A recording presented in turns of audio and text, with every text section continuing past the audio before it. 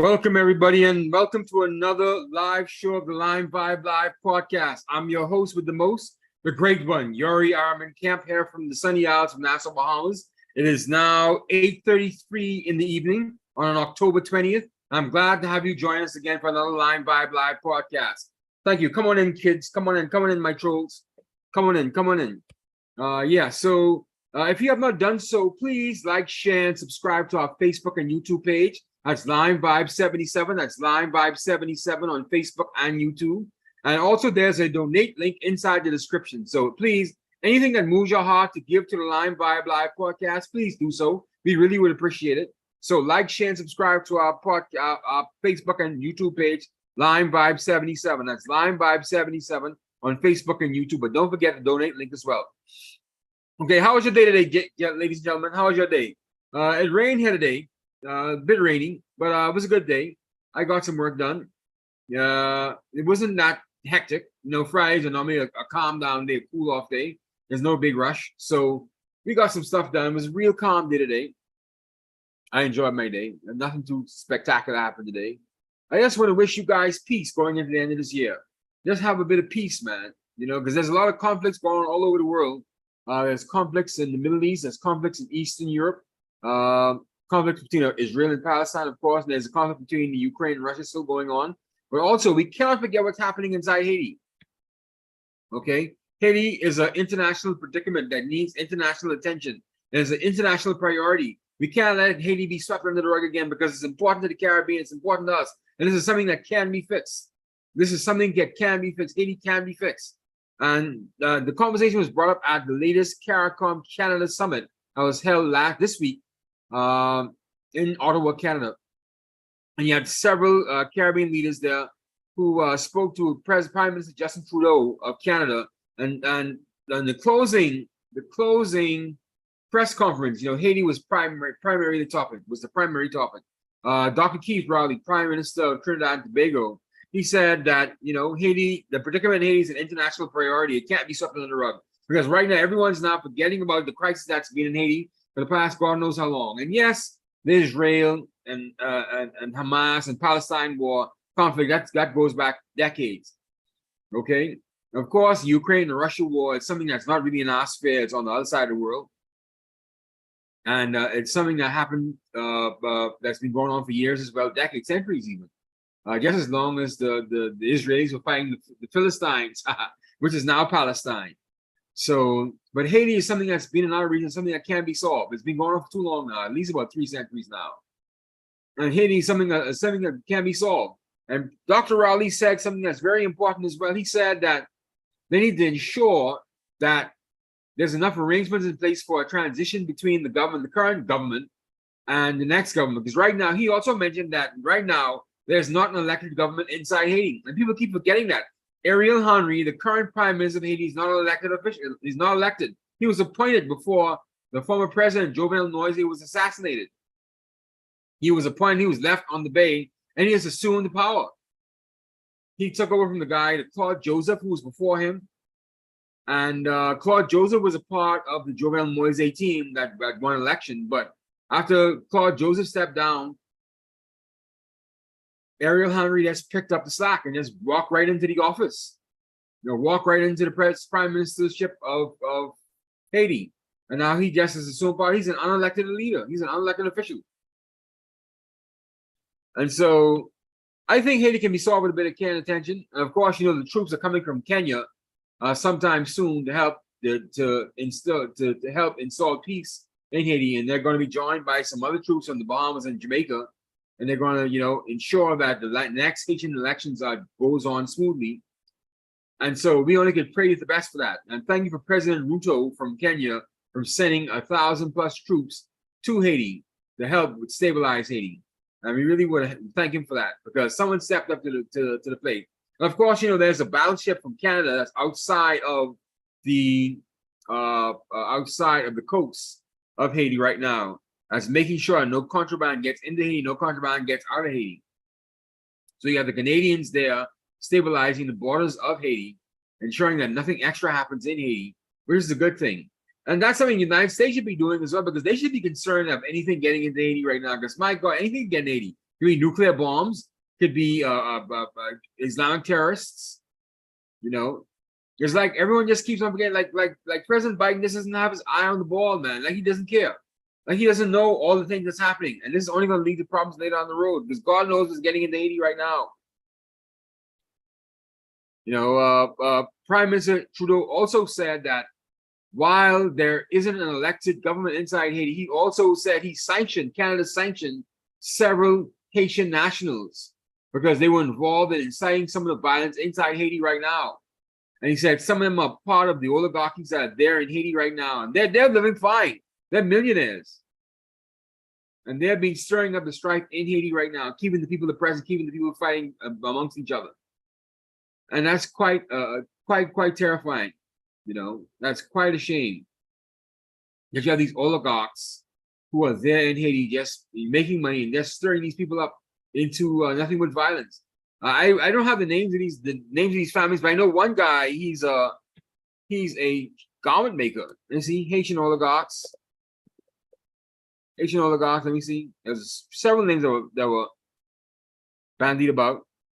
I'm reading an article from the New Republic right now. And they said one person's name was... Anyway, let me respond to them. Yeah, go to the New Republic. There's a good article there. Go to the New Republic. Just search the article. What's the name of the article there? The billionaire oligarch who's enabling Haiti's murderous gangs. Go to the New Republic. It's published back in December 2022. And there are several families, rich families there, and they're not all French. Some of them are Danish, some of them are Turkish. And they just keep Haiti in a stranglehold, man. It's just a disgrace that, you know, they've kicked out the French back in the 1800s, and now they're still under the foot of these rich white oligarchs, these rich wealthy people. And they just can't seem to stop fighting between one another, you know. But on the back of that, these sanctions that Prime Minister Trudeau said he put on some of these Haitian nationals, he said that he acknowledges that these oligarchs are to blame and that there's no change that can happen inside Haiti without these oligarchs being put to the side. And Dr. Raleigh said the same thing, said he knows that the current status quo, the people who are in power right now, that the CARICOM government, the tripartite leaders of the former Prime Minister of the Bahamas, former Prime Minister of St. Lucia, and the former Prime Minister of Jamaica, they can't work with the current establishment there. They need fresh faces, fresh people, or else it's going to be the same thing over and over again. And everyone acknowledges that. I'm thank God for Dr. Raleigh saying that, because that is important. You cannot run Haiti with the same people that's in power. Ariel Henry is a failure. He's not even an elected official. You cannot move any Haiti forward with that leadership in place. And everyone understands that. But thank God, you know, Prime Minister Raleigh, he said it out in the open. Something we always knew. Something that any moment a bit of common sense could actually see. Okay?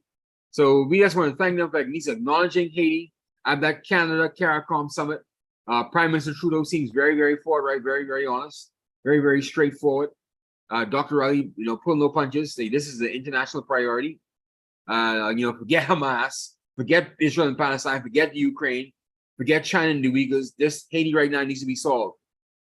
And yes, that's right. Make sure you keep saying Haiti needs to be solved. Because now you see how hard it is to get the heirs of the international community, especially the rich, wealthy international community. You see how difficult it is. If you don't keep storming for yourself and keep storming for your own cause, they're not going to listen to you. You have to keep reminding them. That's like how Prime Minister Barbados, Mia Mottley, goes on every platform she could find and talking about climate change and climate finance change. You have to keep talking. You have to keep reminding them. You have to keep nagging them. You have to keep pushing the envelope forward. You have to keep moving them forward, because if they're going to forget, they don't care about black people like that. They're going to forget. Haiti? Who's Haiti? They don't speak English. They don't care about Haiti. So you have to remind them all the time. Okay. Going on to our second story here. Cybersecurity is still a major issue inside the Caribbean. We don't, you know, take good care of our cyber networks. And there's a lot of gaps between the private sector and the government and academia. That's what's said at a conference here in the Bahamas, the OAS Cybersecurity Conference for the Americas inside Nassau, Bahamas, this week as well. You know, there is too many gaps. There's not enough people who could share the information, but information can be shared about cyber attack and cyber threats and making proper cyber incidents reports. They said as much at this conference. And they said that, your data isn't safe. There's so many things right now. Artificial intelligence has grown to such an extent it doesn't even have to be a computer. It doesn't have to be a human being manipulating your data. It could be a computer software that someone created to operate. So that it can be hands-free. The regional government regulatory agencies need to, band together and start sharing more information about these cyber attacks with people who operate inside of our countries.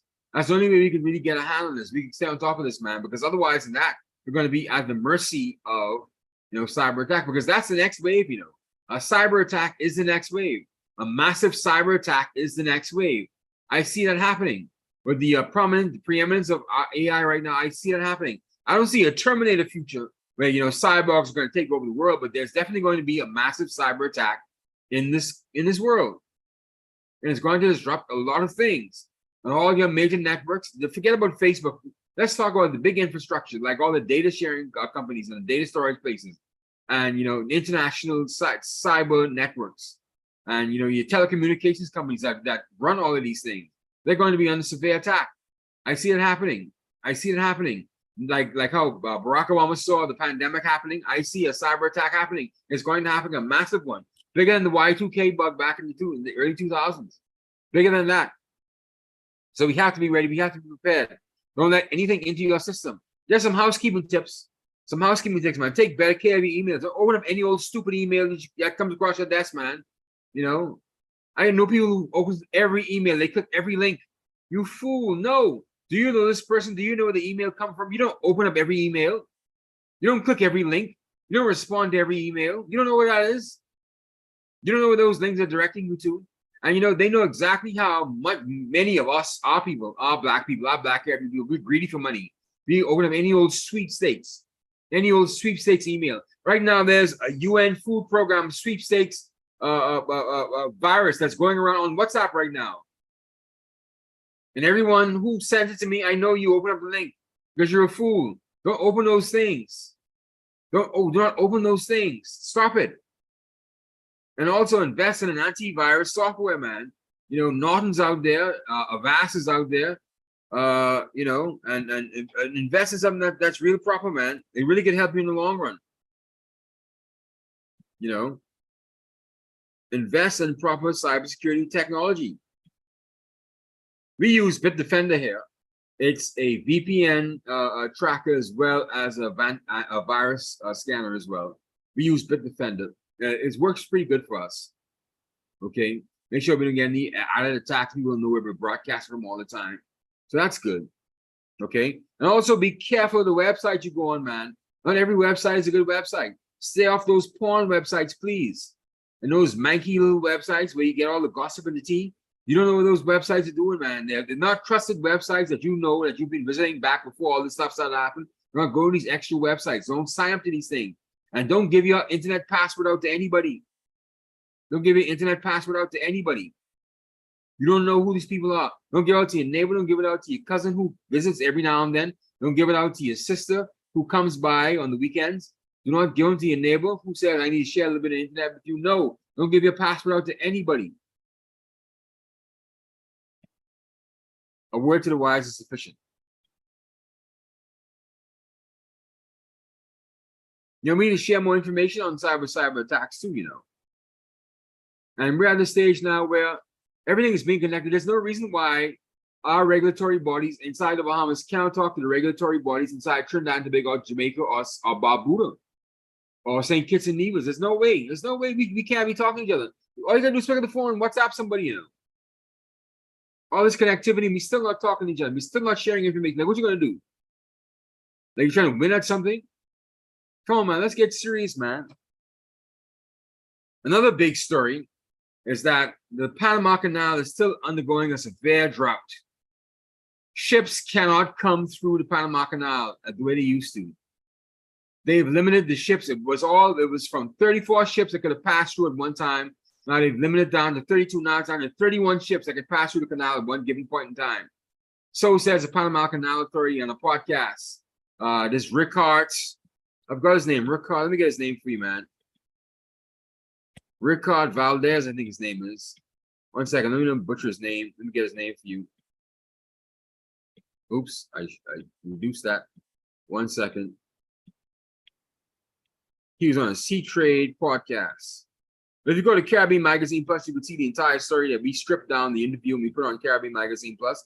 So go there and you will see, let's search Panama Canal warning. They're also warning ships.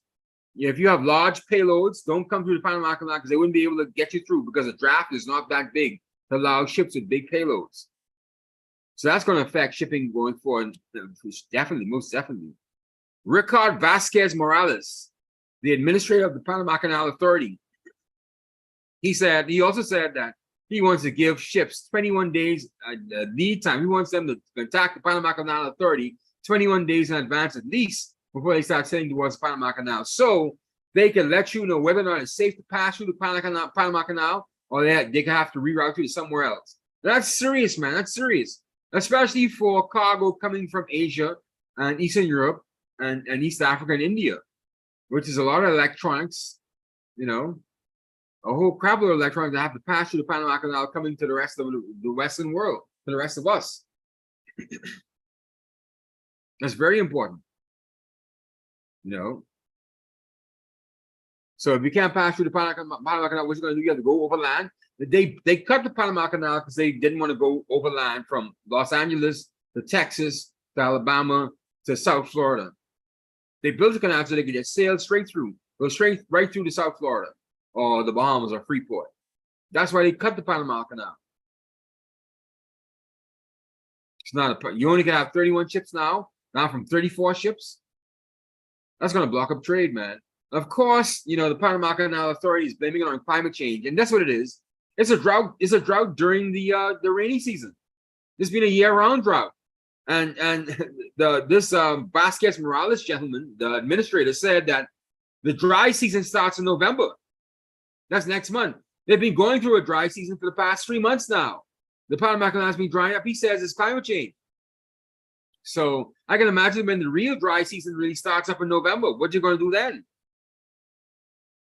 I can imagine trade being blocked up and food going through the roof. Food is already expensive now. Can you imagine the Panama Canal being blocked up? But he said he's hoping on a extra wet season in April next year so that they could store enough water to make sure they pump enough water into the canal to make sure that when it comes down for next summer, you know, or coming towards next fall, that it isn't so drastic. This drought isn't so drastic. So they're trying to plan ahead for next year. But right now, we just got to bear with it, man. You know, climate change is really affecting everybody, man. So it's drying up. The Panama Canal is drying up. My goodness. Climate change is at the root of all of this, man. I just never thought that I would be living in the days like this. You know, who would have thought that a canal would be drying up? A canal where water passes through. Who would have thought that? It's connected to both the Atlantic Ocean and the Pacific Ocean, and it's drying up. You can't get water into the Panama Canal, ocean water into the Panama Canal, so ships could pass through. That's just amazing today. That's stunning. That's scary. All these man-made things can't work. That's a huge shock, man. Then another story as well. I don't know if you guys have been following this, but it's an international story. Hamas, the militant group Hamas, has released 2 American hostages, Judith Renan and her daughter Natalie Renan, and they were released from Gaza and they were sent back to Israel. They are 2 American citizens. I guess Hamas didn't want that smoke with the American government because they know by holding American citizens, America would have gotten involved, and that would be pretty much the end of Hamas. They don't mind fighting with Israel and throwing rocks at Israel, but you know, when it comes down to American citizens, they can't chance Biden not taking that serious. And, you know, Biden shouldn't. But he's so lost in the storm right now. You know, Biden is so lost in the sauce. I mean, he's clearly out of it, man. I don't know if he could respond to something like that because this happened under his watch. And they said no intelligence officials knew what was going on. So we're back to the pre-9/11 days, right? Where all these things are happening by surprise. The intelligence communities, they're just not acting with each other. They're not participating. They're not collaborating with one another. It's back to the pre-9/11 days, right? Where anything could go, anything can happen. That's scary. I don't want another 9/11 to happen. I don't want it to happen in the Western world. I remember that day. It was a scary day. Shocking.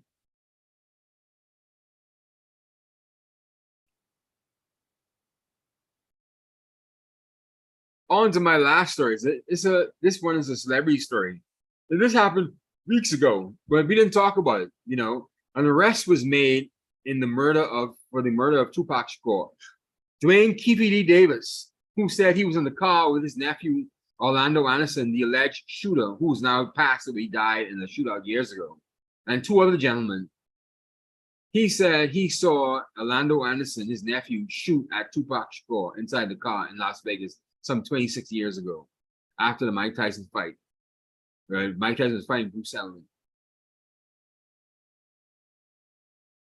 And he's made multiple interviews claiming this. And I don't know why he would do something so stupid like that, but apparently, Keefe D, the last survivor of that, who was in that car with the assailants of Tupac Shakur, said that he had signed a proffer agreement with some other investigators for another a crime he was involved in. And a proffer agreement really is something that you sign, but you admit to, where you agree to admit to other crimes in order to get some sort of a plea to get you a lesser charge on another crime, so you can plead guilty for that crime that actually arrested you for. That's a proper agreement, but it's by no means any immunity. There's no immunity. So he thought he had immunity all this time. He also wrote a book, Street Legends. The idiot wrote a book, Street Legends, where he detailed his involvement in the Tupac Shakur murder.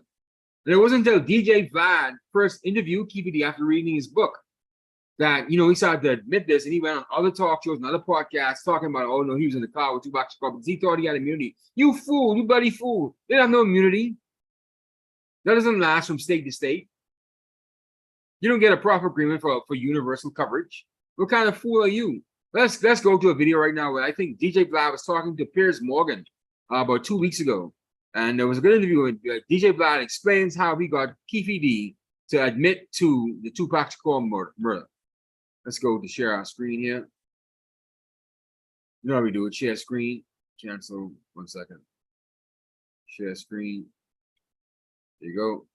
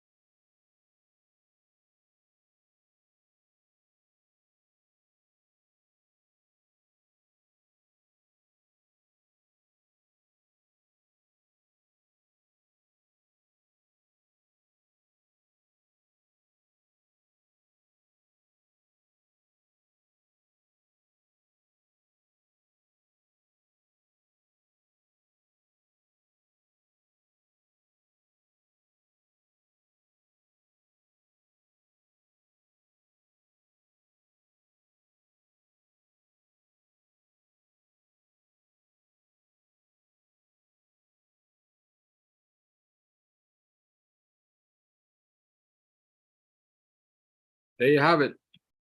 There you have it, folks. DJ Vlad solved the Tupac murder. I watched all of those interviews with KBD on DJ Vlad back when they first aired. I was kind of shocked that he was speaking so liberally about it, but he believed in the proffer agreement, and the police just continued to let him talk and go on podcast after podcast after podcast. He was on Say Cheese, he was on The Art of the Dialogue, and along with DJ Vlad, and he just kept on blabbing about him being involved in the Tupac murder. And so they finally had enough evidence and they nabbed him. What a fool. What a maroon. What Bugs Bunny would say, what a maroon. But that's good. I'm glad they solved the murder. Because I thought sincerely, that, that he was assassinated by the authorities because he was getting too popular. I sincerely thought that. I thought that they killed the young black man because he was getting too popular inside the international community. It still may be the case. Keefe D may be a pawn. Orlando Anderson may have been a pawn. But for now, Keefe D is taking the rap for Tupac's murder. They also try to link Puff Daddy with this as well. I'm not sure how that works out. Is that Puff Daddy paid $1 million to Keefe D to have Tupac Shakur assassinated? I'm not sure about that. I'm not sure why that would come up at a time like this. And I don't think Puff Daddy would be so stupid to have an assassination on Tupac Shakur so easily as such. I don't think that's the kind of modus operandi of someone like Puff Daddy to get his hands dirty to that over rap beef between him and Notorious B.I.G. I don't think Puff Daddy would do something. That's just a far-fetched, far-flung conspiracy theory. I think it was just like how it happened. Keefe D's nephew, Orlando Anderson, got into an argument with Tupac Shakur in the MGM Grand Hotel after the Mike Tyson Bruce Seldon fight. They fought, and then Orlando Anderson got butthurt. He got his homeboys, he got a gun and searched for Tupac and Suge Knight and shot them in the middle of the street. Just like, I believe it happened just like that. Just as random as that. Because that's how these things go. That's how human beings are. No logic conspiracy theory. The simplest answer is the best answer. So yeah, we had a good show tonight, man. We talked about the Haitian crisis being an international priority, and we cannot forget Haiti, man. And we have to underscore that whatever the power structures in Haiti right now under Ariel Henry needs to be evaporated, removed, because you cannot build Haiti on top of that regime. We also talk about strengthening cybersecurity inside the region as well. Invest in, for yourself, your own personal security, invest in an antivirus program.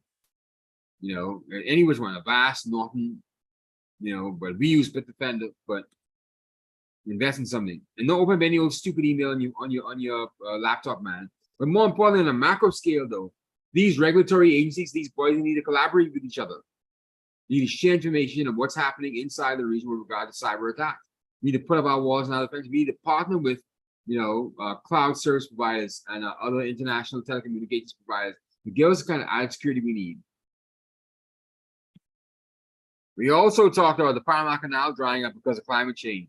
I never would have thought we would be living in the day where we would see the Panama Canal start to dry, but what it is, Panama Canal is drying up. And it's not even the dry season yet. The dry season starts in November with the winter. So I can imagine how dry the Panama Canal is going to be dry.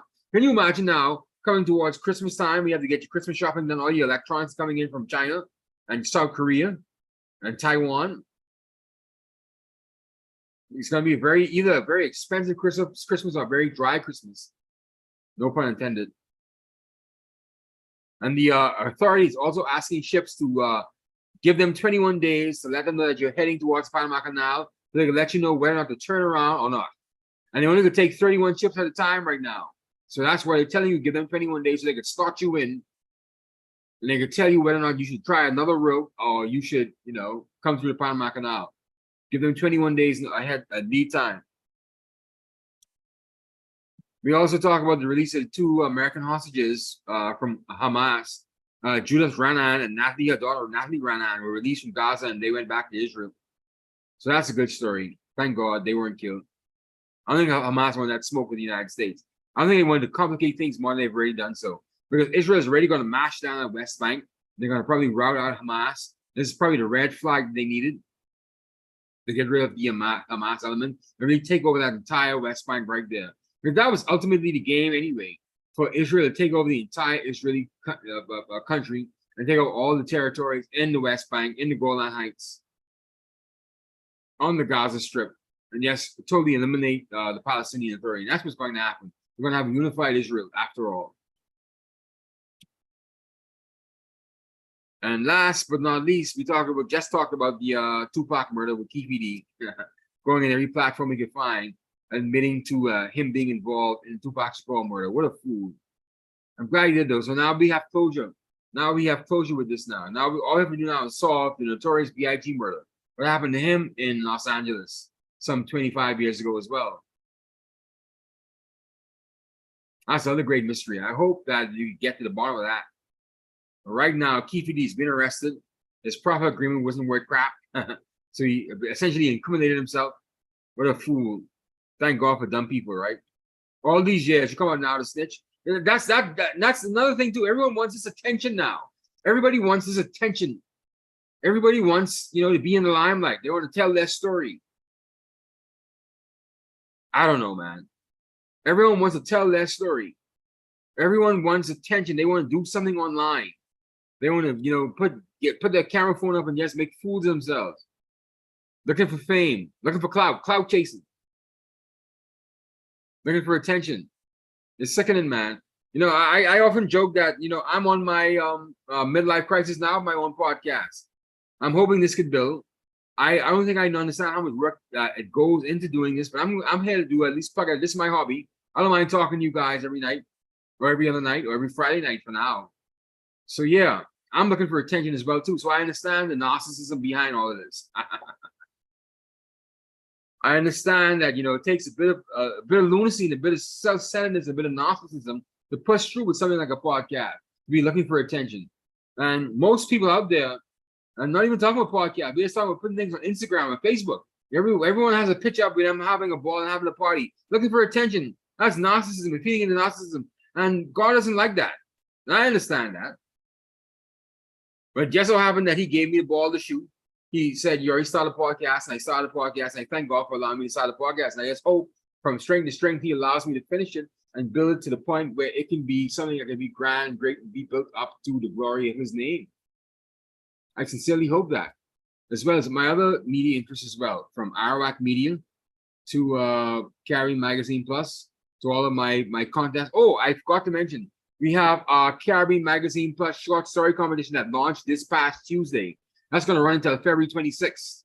So please, if you have a chance to, if you're a writer, please write in and submit your entry to the short story contest in the Caribbean Magazine Plus. So go to the Caribbean Magazine Plus website, and you will see right there that we have the link for our short story contest. And we just hope that you have a good entry. We've been getting some good submissions. And Dr. Nicola Hunt from the University of West Indies, she's coming back again as another judge, as a judge again for this year. She's done the first two contests. She's going to do the last one for us right now. So we just want to thank her for being so gracious and giving us her time and evaluating these short stories from these people from around the Caribbean and Central American region. I just want to thank her. A special thank you to her. So yes, my friends, we had a good show tonight, man. So if you have not done so, please like, share, and subscribe to our Facebook and YouTube page, LimeVibe 77.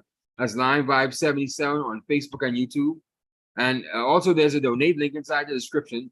And if anything that moves your heart to give to the LimeVibe Live podcast, please do so. We really would appreciate that. So ladies and gentlemen, thank you once again for joining me for another LimeVibe Live podcast. And we're going to get out of here, man. We had a good show, about 45 minutes. I enjoyed my time with you. That's it. Let's rock and roll.